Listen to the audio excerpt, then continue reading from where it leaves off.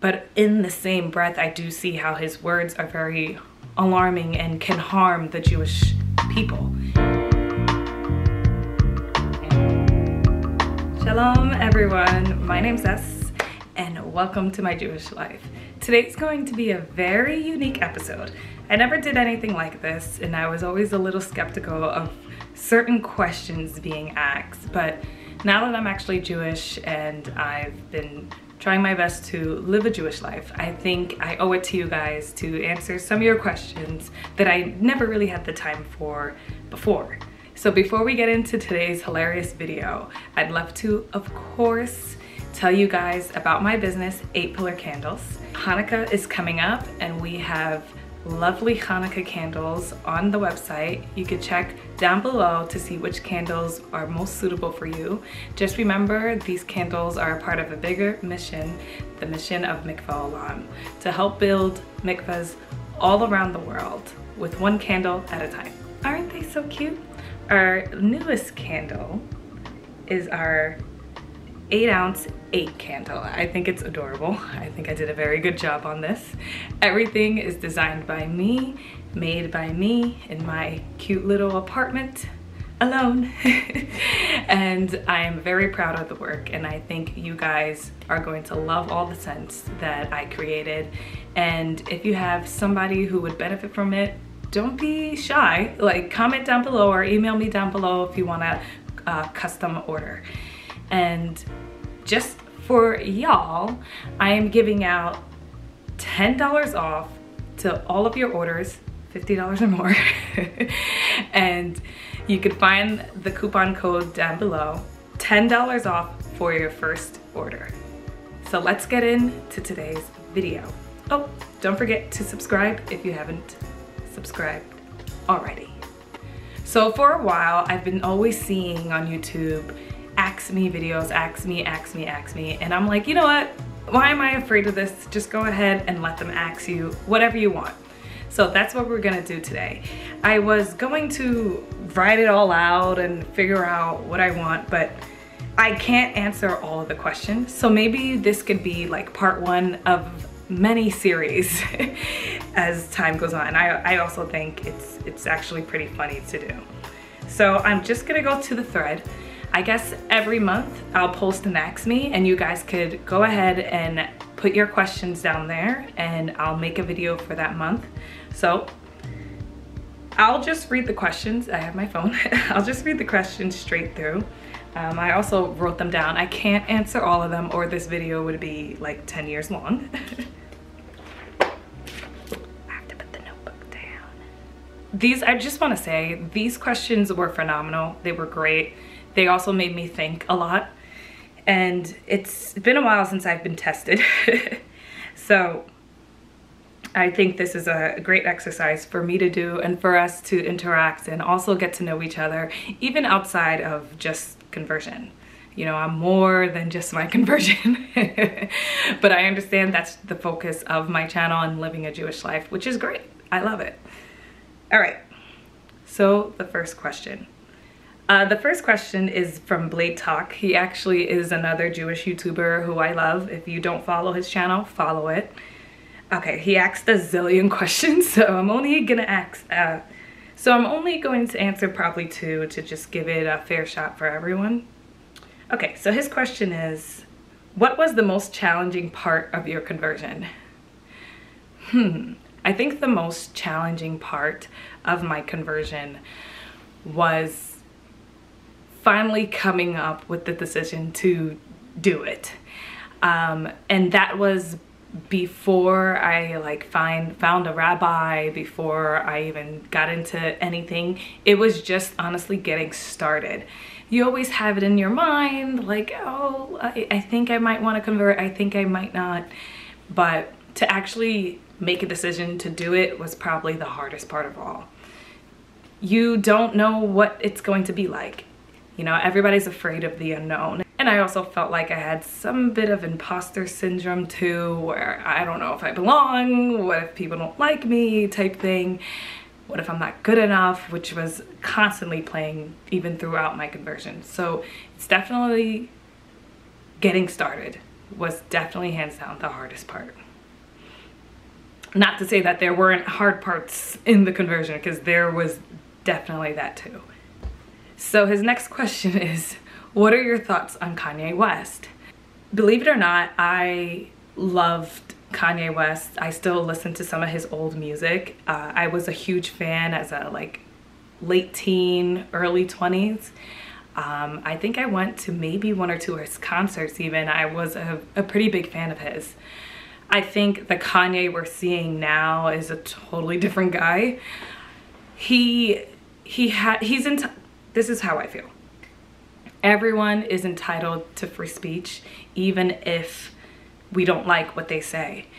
But in the same breath, I do see how his words are very alarming and can harm the Jewish people. These comments aren't right, they aren't fair, and they aren't true. And as a Black woman, I don't agree with him on his point of view of Jewish people controlling the Black narrative. Yes, it is true a lot of people in the media are Jewish, but is their Jewishness responsible for them being in the media or them being in higher authority in the media? I don't think so. I think that it just so happens to be that this person is in power and they just happen to be Jewish. And most of the time, these people aren't really observant Jews anyway. So he's generalizing a lot of things and it could be extremely harmful. And I hope he stops. I think that, you know, Kanye West doesn't quite understand what he's saying and what he's doing or the ramifications of his words. It's a shame to see him go down this path. Like, this is a very hateful, almost jealous path he's in. And it's sad to see. I'm a huge advocate for self-responsibility. You are responsible for the decisions you make in your life. You set your own path. No matter the circumstances you are born into, you could always change your life, regardless of being Black, white, Spanish, poor, rich, ugly, pretty. You take charge. To sit and blame Jewish people for the shortcomings of the Black community is it just doesn't make sense to me. I know plenty of Black people who are wildly successful, and I know those who aren't. And I do think it's just a matter of choices that you're making in your life, not because you're Jewish or not. If you think someone or a group of people has control over you, you really have to see where that's coming from. Next question. This is from Crystal. Did the community treat you different from prior to conversion to after conversion? Oh no, they treat me exactly the same. I think because I guess they're a bit more trustworthy is what I would say. Like before, I wasn't cooking in their kitchen unless they turned something on for me. I also wasn't drinking non-mevushal wine with them. I also, like, there were things that I still could kind of get away with before conversion. Now that I'm officially a part of the tribe, I guess they may treat me different in that aspect. But as far as like respect goes and them opening their homes and community to me, that's still the same. They're like my family, and this is all the communities I've been a part of. So I'm very happy with the way they treated me before and the way they treated me after. Next question. So this question really, I don't know why it made me laugh so much. Well, I know why it made me laugh, so I'll just share it.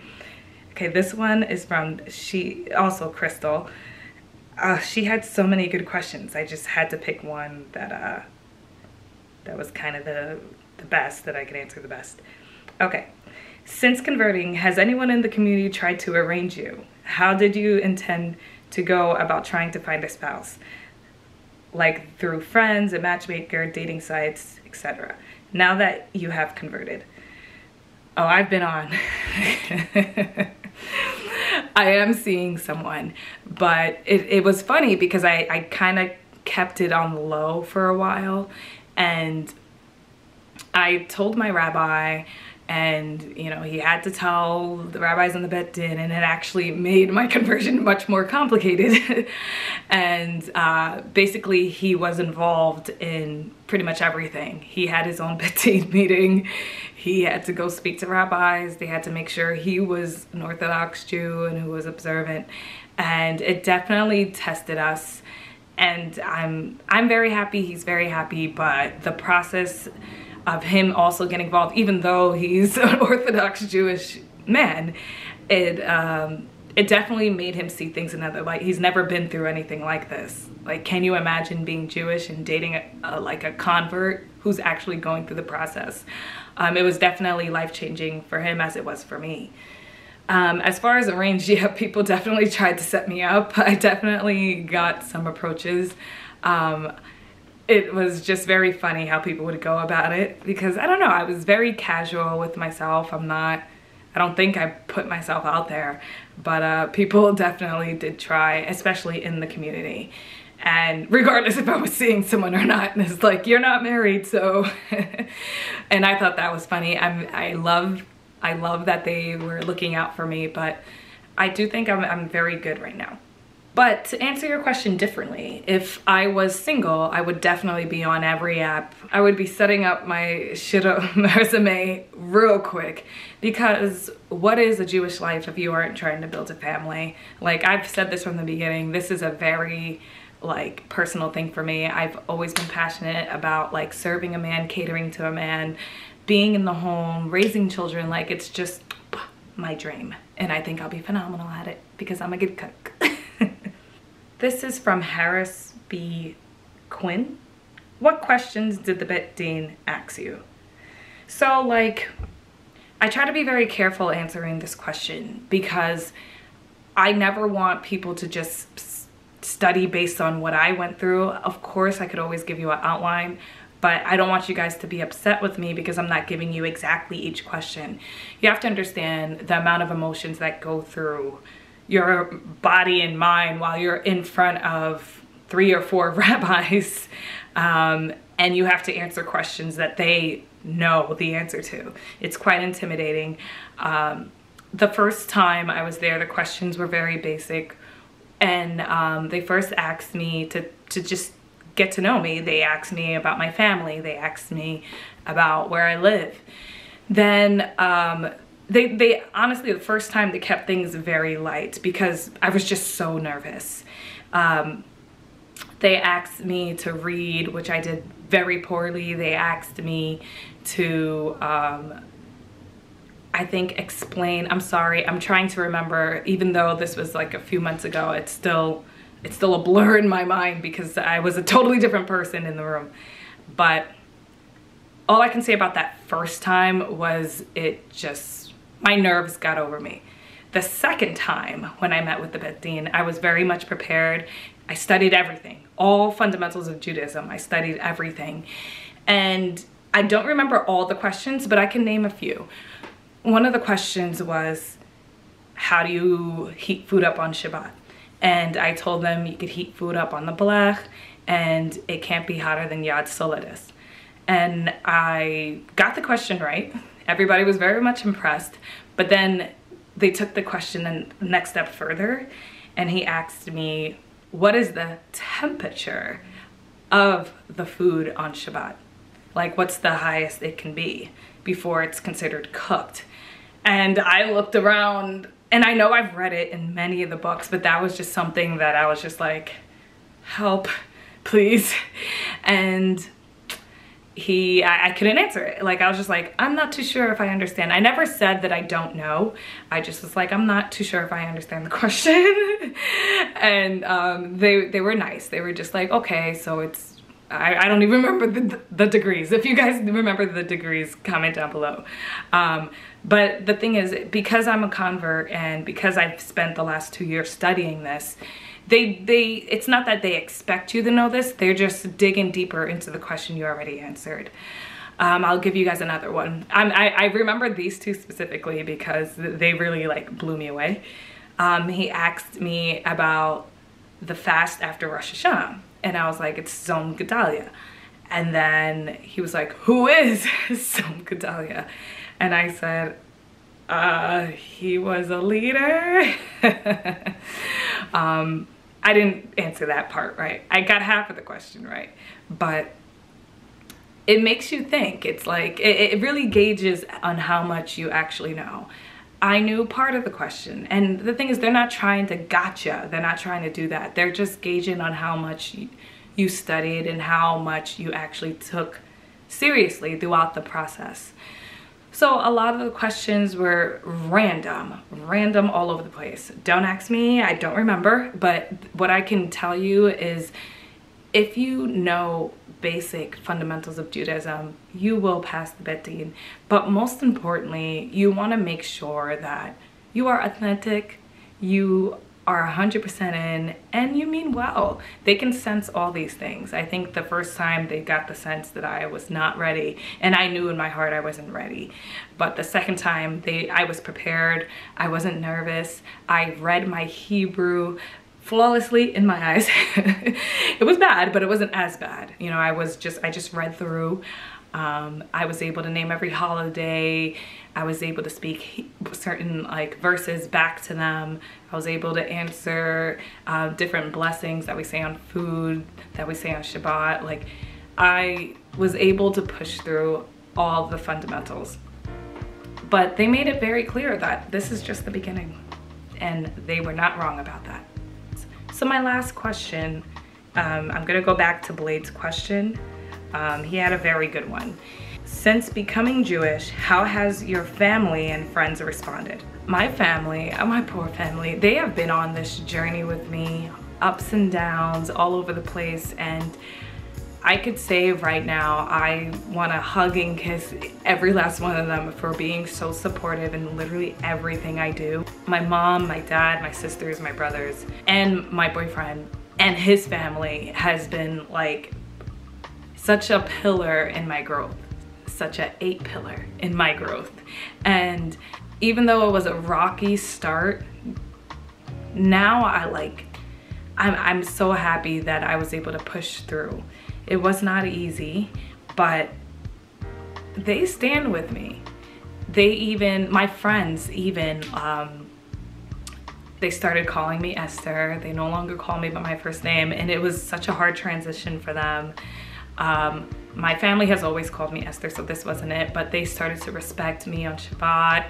They definitely don't try to call me or text me on Shabbat anymore. They are respectful that I'll be celebrating Hanukkah this year, not Christmas. You just gotta give people time, and I wasn't trying to force Judaism down their throat. I just was like, everybody will come and accept it at their own pace, and that's exactly what they did. This was very fun, guys. I must say, reading all your questions, getting all the feedback was very, very helpful to me to reflect and look back on. So I'll be doing another one, of course, on my Patreon. I'll be answering some of the more tougher questions on there. But guys, don't forget, order your 8 pillar candles today. Use the coupon code, you'll see it down below, and order your candles in support of this channel and in support of Mikvah Olam. And if you aren't subscribed to my channel, subscribe down below, subscribe to the Patreon, and I will see you guys in my next video. Thank you guys so much for your support. I love you all, and I'll talk to you guys soon. Shavua Tov. Bye.